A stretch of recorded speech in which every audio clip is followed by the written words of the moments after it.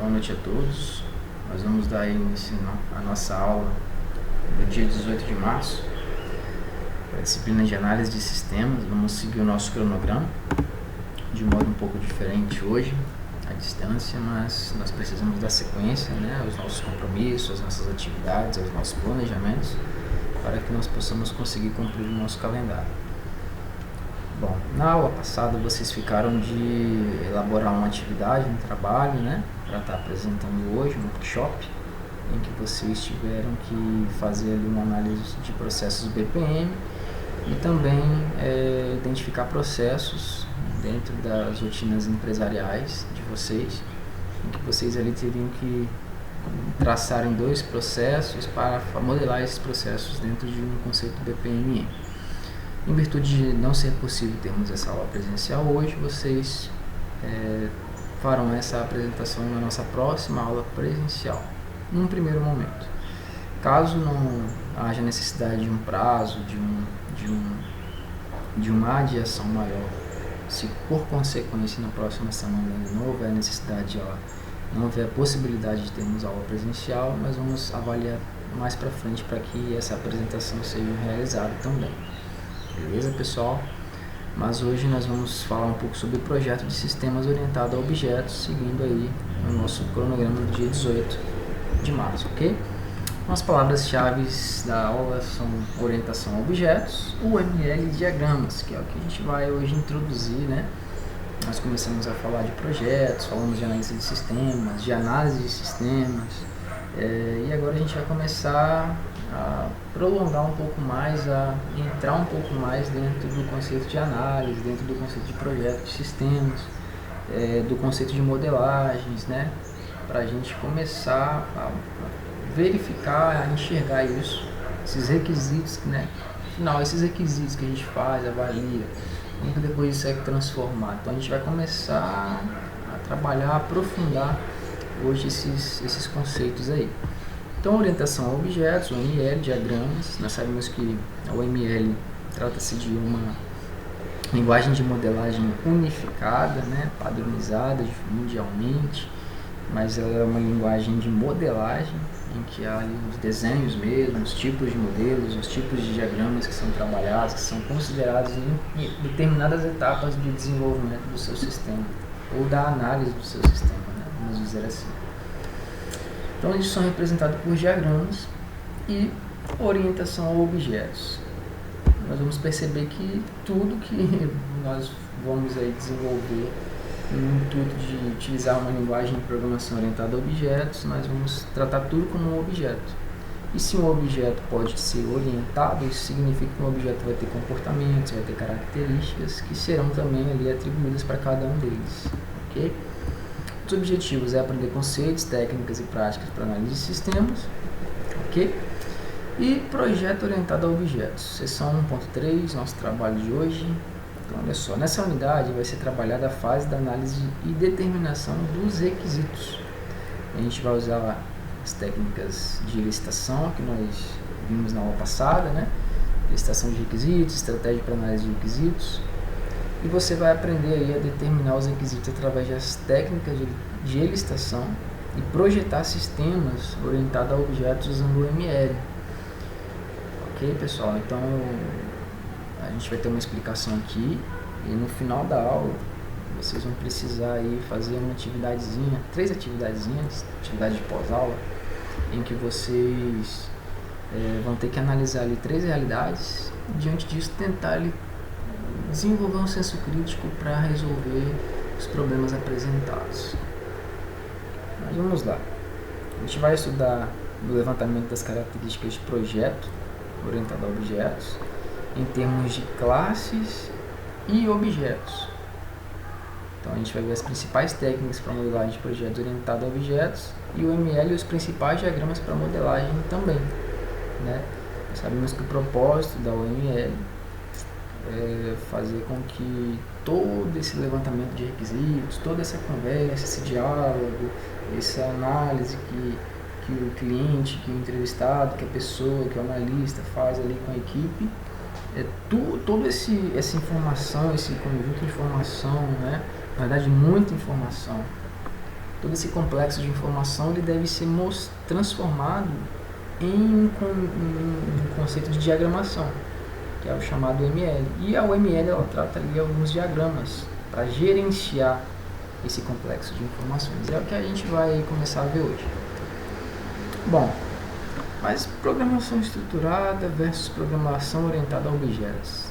Será que tem diferença? Será que um é melhor que o outro? Quando a gente olha para essa imagem, né, nós podemos ver aí programação estruturada, um tipo de organização, e programação orientada, um outro tipo de organização. Qual é a diferença que a gente pode notar nessa imagem? Percebe-se ali que na programação estruturada, os procedimentos, né, todos os procedimentos eles são ligados a um único tipo de dado global. Já na programação orientada a objetos, nós percebemos que os dados objetos, eles possuem métodos. Os procedimentos da programação estruturada seriam os métodos, mas os métodos se ligados a um único tipo de dado global, ou seja, algo meio que sobrecarregado, podemos notar, considerar, né? Já no conceito orientado a objetos, a gente pode ver algo mais desempenhoso, né? Com mais desempenho, vamos dizer assim. O método ele está ligado diretamente ao objeto, ele está ligado diretamente à classe, ele está ligado diretamente à funcionalidade que ele vai propiciar e não a um dado global onde tem ali todos os dados globais, né, todas as informações da programação, em que o método teria que se deslocar diretamente para esse dado global. Não, na programação orientada a objetos, o método ela vai somente procurar ali o objeto. Então aí já é um grande diferencial, né, de desempenho que nós podemos considerar. No paradigma estruturado, os procedimentos são aplicados globalmente na aplicação. Já na orientação a objetos, os métodos são aplicados aos dados de cada objeto. Então os procedimentos e métodos são iguais, sendo diferenciados apenas pelo seu escopo. Bom, o projeto orientado a objetos, né, o objetivo dele é auxiliar o desenvolvimento para a programação orientada a objetos. Então, se você tem um projeto, o projeto ele já ajuda, né, no intuito do objetivo que você quer proporcionar, que você quer entregar. Você tem algo para fazer, algo para entregar, se você tem um projeto, né? Então, o projeto, quando ele é orientado a objetos, ele auxilia nesse desenvolvimento da programação orientada a objetos, consequentemente, né? Então, o que seria esse conceito de desenvolvimento para programação orientada a objetos? Significa que trabalha-se um paradigma de desenvolvimento, em que você vai utilizar o conceito do mundo real, que é composto por objetos que combinam dados e combinam também funções. Então você utiliza ali o próprio objeto do mundo real, não quer dizer que você vai apenas utilizar objetos físicos, né? Objetos palpáveis, enxergáveis. Você também vai utilizar objetos abstratos. Vamos lá, uma porta é um objeto, uma mesa, uma cadeira, tudo é objeto. Porém, existem também objetos abstratos que, consequentemente, devem ser também considerados e planejados, né, no projeto de sistemas orientados a objetos. E, na maioria das vezes, os objetos utilizados no projeto de sistema são objetos do tipo abstratos. Vamos considerar assim uma venda, um pedido, né? Um cadastro. Então, tudo isso está ligado a tipo de objetos que são abstratos. Porque se um objeto ele tem atributos e se um objeto ele tem comportamentos, então pode-se dizer que esse objeto, que isso trata-se de um objeto, né? Se tem comportamentos e se tem atributos, então pode-se dizer que é um objeto. Mas quais são os atributos de uma venda? A venda possui um código, a venda possui o cliente, a venda possui o CNPJ, o CPF da pessoa. Então são dados que podem ser armazenados como um atributo.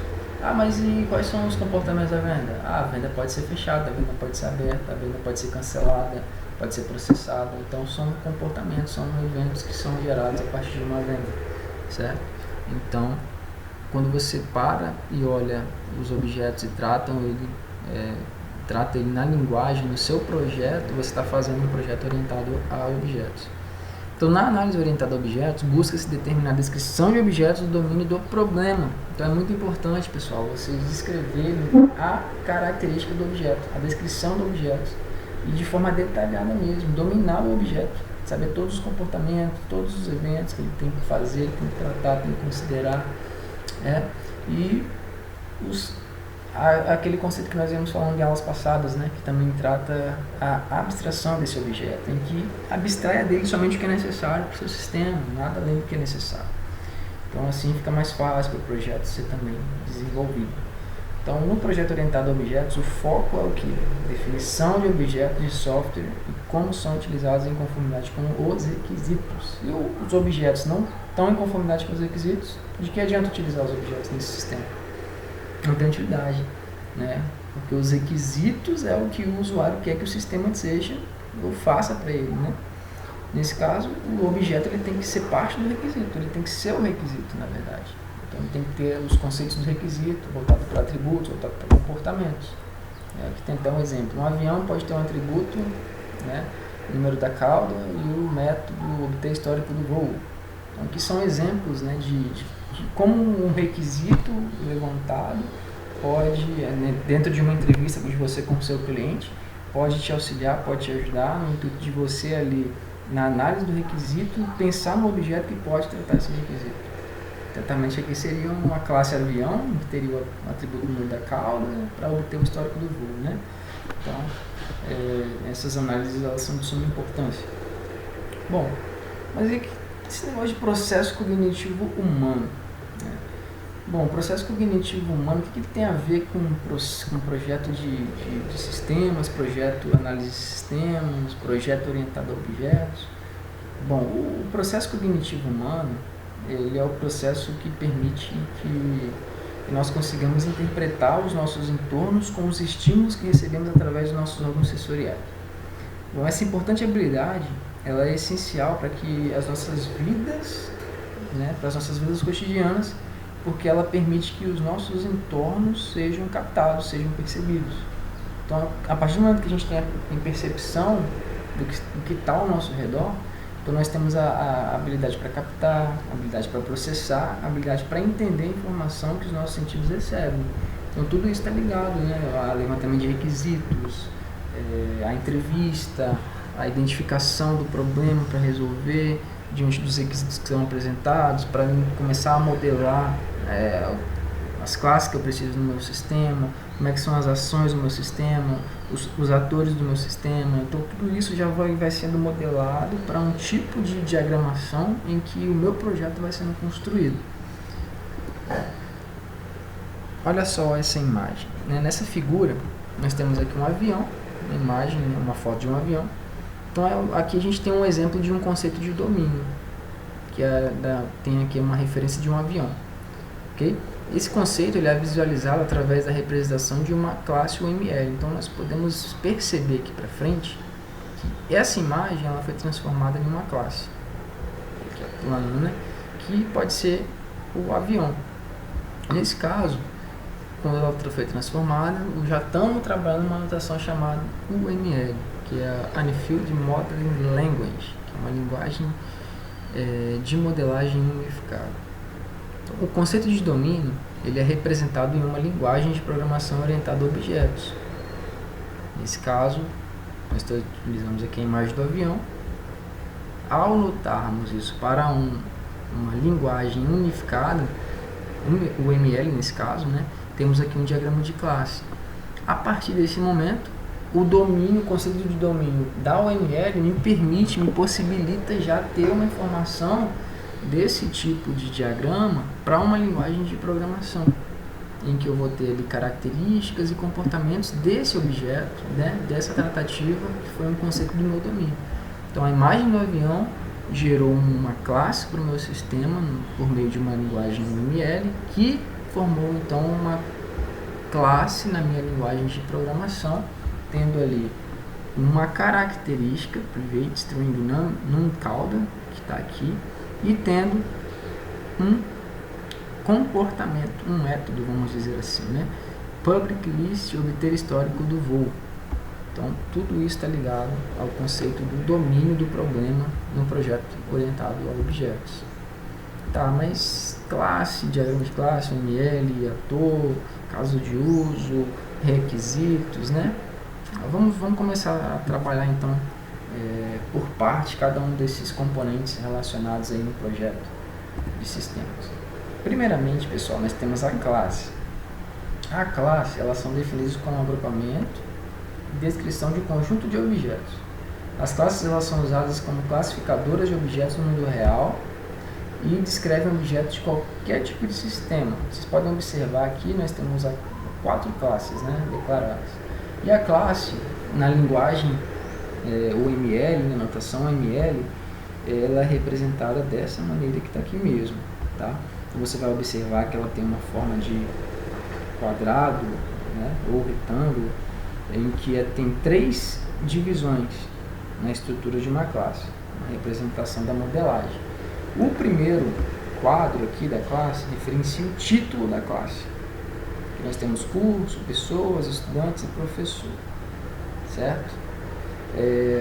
Você pode observar que tem classe aqui que tem uma certa ligação, mas olha só, vamos por parte.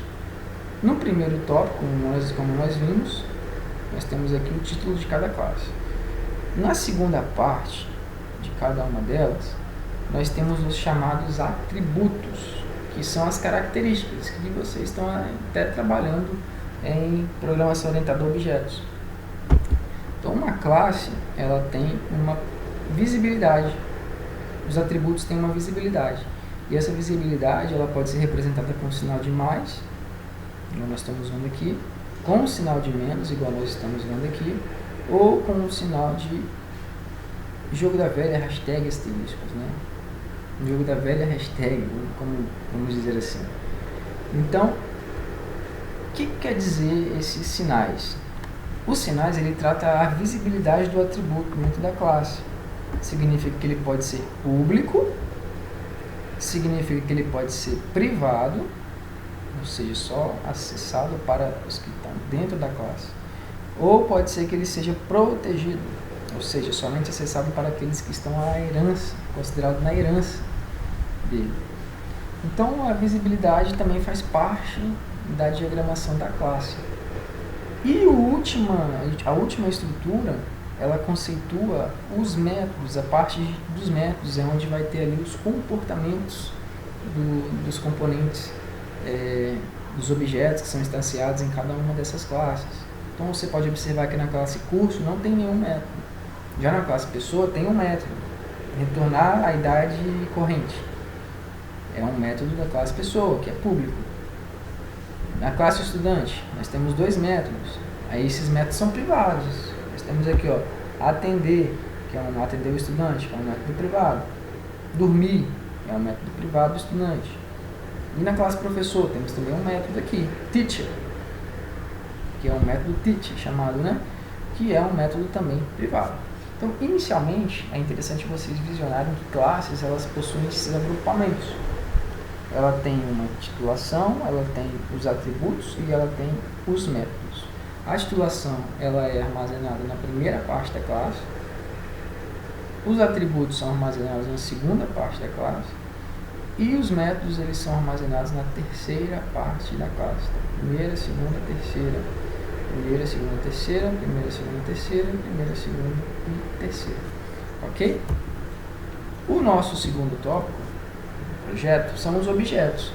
Mas o que são os objetos? Os objetos, eles são as instâncias criadas das classes. Então aqui nós temos as classes pessoas, cursos, estudantes, professores. Da classe pessoa pode sair milhares de objetos chamados pessoas. E essas pessoas que saem da classe pessoa, elas podem ser estudantes ou podem ser professores. Então da classe pessoa pode sair muitas pessoas. E da classe estudante pode sair muitos estudantes. E da classe professor pode sair muitos professores. E da classe curso também pode ser gerado muitos cursos. Esse é o conceito de objetos. O objeto, ele sai da classe, ele é gerado de uma classe, né? Os objetos pertencem a uma determinada classe. Ok? Então é muito tranquilo esse conceito. Aqui nós temos até um exemplo, né? A bicicleta, que é como se fosse a classe, e aqui foi o objeto que foi criado através da classe. Então, tamanho do quadro, tamanho da roda, engrenagens, o material, mudança de marcha, mover, consertar. O objeto criado, bicicleta, ela vai possuir todos esses atributos e ela vai apresentar todas essas operações aqui também, ao ela ser criada, ao ela ser instanciada da classe bicicleta. Tá, mas qual é a ligação de classe e objeto? É a ligação que nós falamos, que nós anunciamos, que nós estudamos anteriormente. A classe ela vai possuir os atributos e os métodos. Da classe nós vamos criar o objeto. Se eu tenho uma classe chamada sócio aqui, dessa classe sócio eu vou poder criar o sócio Tiago, vou poder criar o sócio Marcos e o Vitor, que são os objetos da classe sócio. Os três sócios, eles têm essas informações que podem ser nitidamente visualizadas, compartilhadas entre os mesmos, né? Na questão de cadastrar, de confirmar cadastro, de validar sócio, de alterar sócio, certo? Então, a classe sócio, ela possibilita com que os objetos criados dessa classe possam usufruir tanto dos seus atributos, que são os nomes, CPF, RG, nascimento, telefone, endereço, como também os métodos, os comportamentos, cadastrar um sócio, confirmar os sócios cadastrados, validar os sócios ou alterar os sócios. Então, o objeto, ele tem a capacidade de obter todos esses parâmetros para si. Essa que é a ligação que há aí entre classes e objetos. Bom, identificar as classes não é tarefa fácil. É necessário um domínio do problema a que se destina o modelo de software. As classes elas são derivadas do domínio do problema. Bom, quais informações serão armazenadas ou analisadas? Se há informações que devem ser guardadas, provavelmente elas são candidatas para ser uma classe. Quais informações serão armazenadas no caso, né? Você vai perceber que se tem ali um componente que tem muito atributo, que tem muita característica, então ele é um forte candidato a se transformar em uma classe. Há classes, bibliotecas ou componentes que vão ser utilizados pelo sistema. Se a resposta for positiva, essas classes, componentes e modelos podem conter classes também. Mas e os atributos? Os atributos de uma classe é uma característica pertencente a esta classe, utilizada para armazenar alguma informação que está associada à classe. Por exemplo, uma classe possui como atributos nome e idade. No caso, podemos dizer que a classe pessoa ela pode ter esses atributos de nome e também ter esses atributos de idade. Entendeu? Nesse caso, os métodos também fazem parte de uma classe. Os métodos eles são os comportamentos, as atitudes que são relacionadas à classe. Como que o objeto vai se portar, como que ele vai se comportar, o que ele vai fazer e como ele vai fazer. Entendido? Então aqui nós precisamos entender, quando nós estivermos projetando aí as nossas atividades, nossos exercícios, saber o que é uma classe, o que é um objeto de uma classe, que dessa classe eu vou apresentar aqui os atributos, que eu vou apresentar aqui os métodos, que são os comportamentos, e esses comportamentos eles vão gerar para mim alguma ação, alguma realização, algum comportamento para o meu sistema, talvez modificando, alterando um tipo de atributo que eu já tenho, né, me dando uma nova possibilidade, uma nova funcionalidade. Vocês lembram do bug do milênio? Que aconteceu ali no ano 2000, certo? Bom, a maioria dos principais avanços, né, voltados aí para o paradigma de orientação a objetos, ocorreu de 1990 a 1995. A gente viu ali que nessa década de 90 a 95 muitos computadores passaram a ser vendidos em massa, né? Ali, várias residências, casas, empresas passaram a adotar tal equipamento como um equipamento primordial, né? Na usabilidade ali cotidiana, nas tarefas de emprego, de trabalho, em casa mesmo, para fazer ali o que seja necessário em tarefas domésticas também, escolas, enfim. Então houve esse avanço, né, nesse paradigma. Só que na década de 60, os computadores começaram a ser amplamente usados em aplicações comerciais também.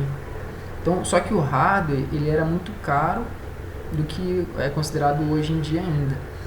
Como resultado, né, a vasta maioria dos produtos de software daquela época representava as datas que tinha ali apenas os 2 últimos dígitos de um ano, que era 19. Porque se você notar, em 1900 ainda não tinha ali computadores. E 2000 ainda estava para chegar. E as pessoas que desenvolviam os computadores, eles visionavam a realidade que eles estavam vencendo no momento. Ou seja, era um problema que ainda não estava sob o domínio de análise, né? Um novo milênio chegando pela frente. A questão do problema é que o ano 00 ele seria interpretado novamente como 1900 e não como 2000. Então aí foi o chamado bug do milênio, né?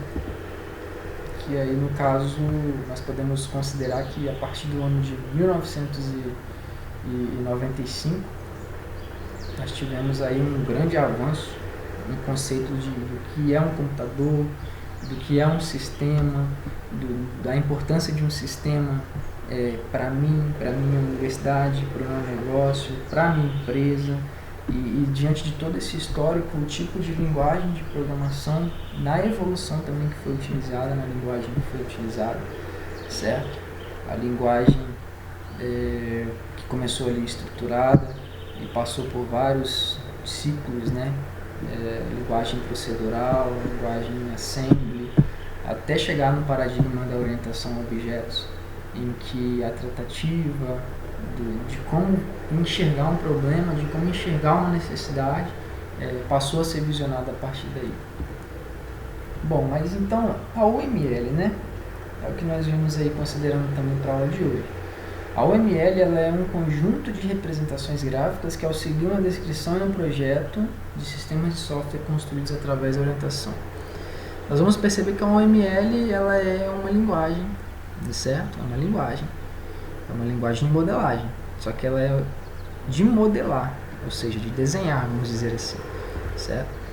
O histórico da UML ela é como se fosse uma combinação de várias linguagens de modelagem orientada a objetos. Então ela inicialmente incorporou ali a ideia de vários autores, né? O método de modelagem AMT, o método USE, o método BOK Method, né?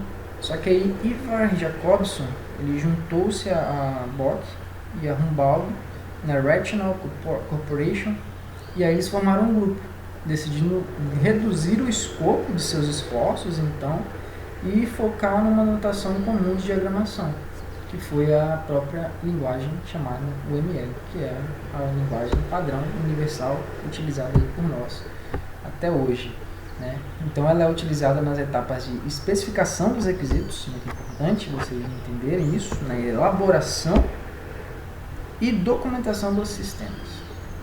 Então a linguagem UML, vocês percebem que ela não está somente na parte de inicialização do projeto, que é quando a gente faz ali o levantamento de requisitos, né? E começamos então a ver os casos de uso, diagramação de classes, mas ela também faz parte da elaboração do projeto e depois também da documentação do projeto. Quando isso passou ali a ser escrito, né, em uma determinada linguagem. Bom, de acordo com Lerman, em 2007, o diagrama é uma representação de um modelo.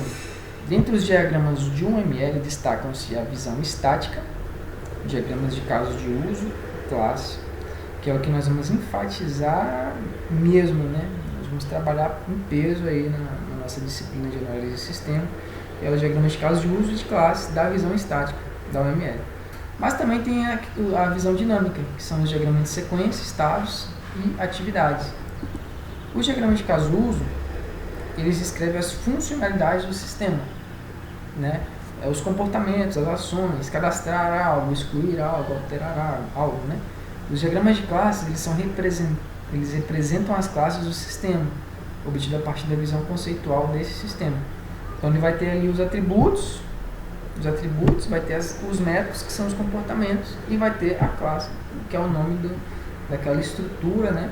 aquela estrutura que vai ter ali esse objeto que vai carregar todos esses atributos e todos esses comportamentos adiante ali diante da necessidade do sistema. Tem também um diagrama de atividades, que mostra o contexto dos casos de uso e também os detalhes sobre como o caso de uso, né, funciona. É como se fosse um caso de uso mais detalhado, as atividades ali, né?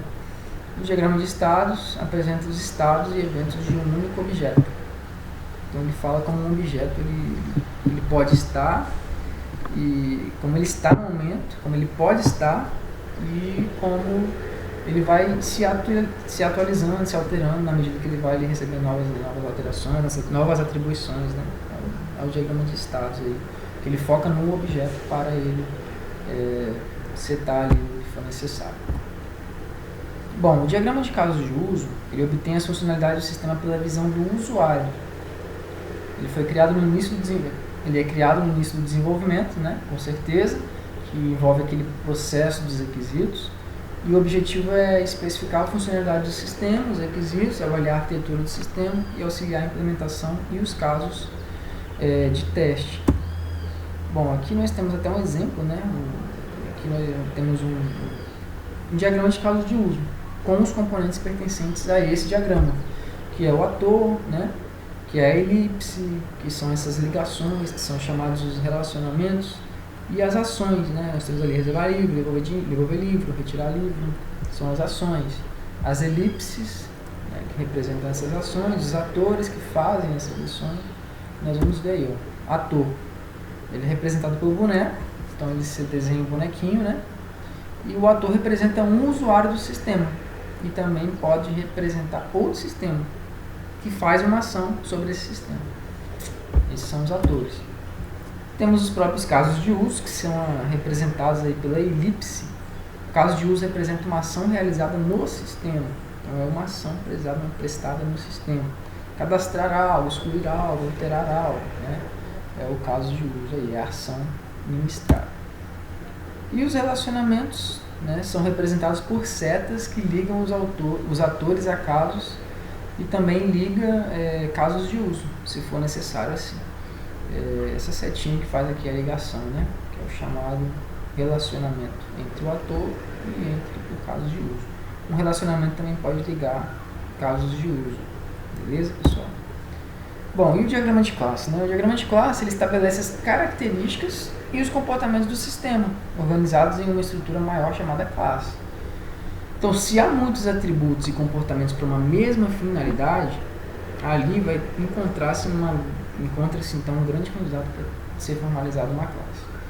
Do diagrama de classe, pessoal, nós vamos ter aí simplesmente o desenho de um quadrado ou um retângulo com uma divisão em 3 linhas.